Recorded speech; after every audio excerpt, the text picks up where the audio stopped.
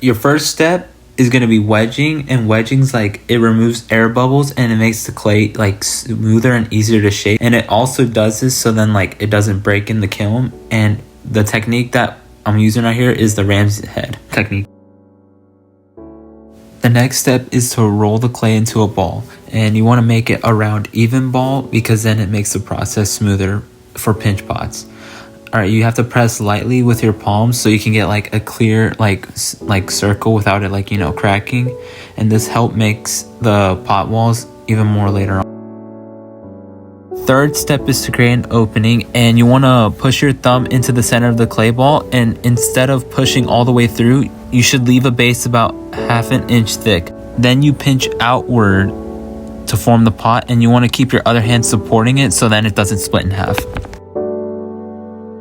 Step 4 is to pinch the walls. From the opening you make, you start pinching, and you want to rotate the pinch pot slowly as you squeeze upwards. The goal is like to, you know, keep the thickness like even and not too thin or either too thick. And if you rush the process, this could cause cracks or weak spots in the pinch pot. And you can also shape it taller or wider depending on how you pinch it.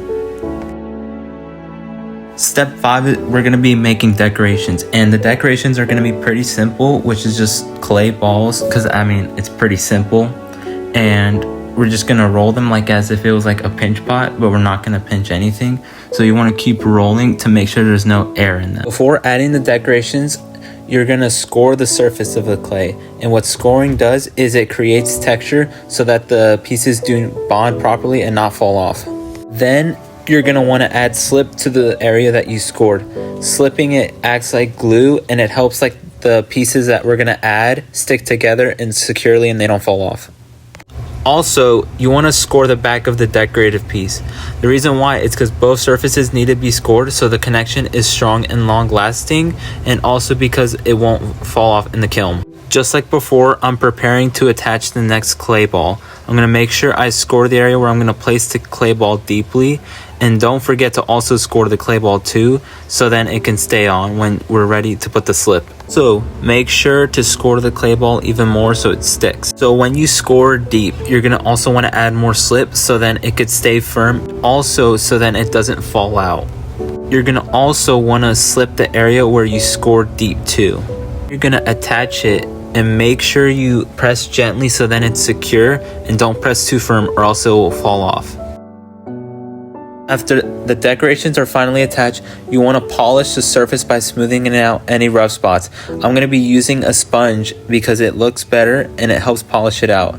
This makes the piece look cleaner and helps remove any small cracks that you made or fingerprints that you left on the clay project. Now that our ceramic project is done, I'm going to go to the sink and start cleaning the tools. The reason why you want to clean your tools is that clay will dry on it if you do not clean it at all.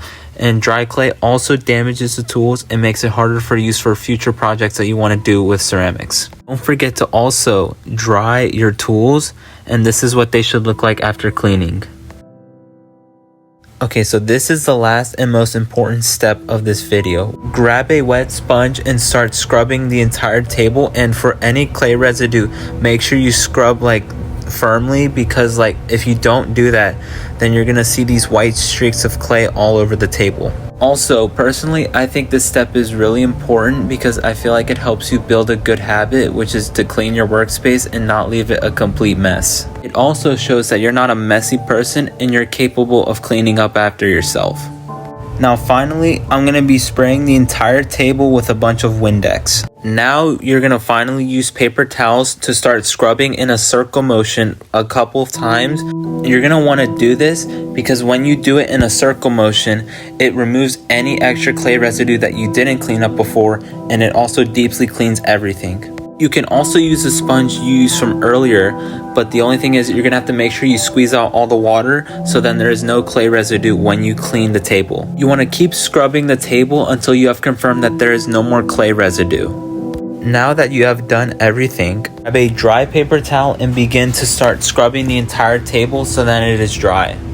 After the entire workspace is cleaned, your ceramic project should be allowed to be fully dried before going into the kiln for bisque firing. And that is how you make a pinch pot.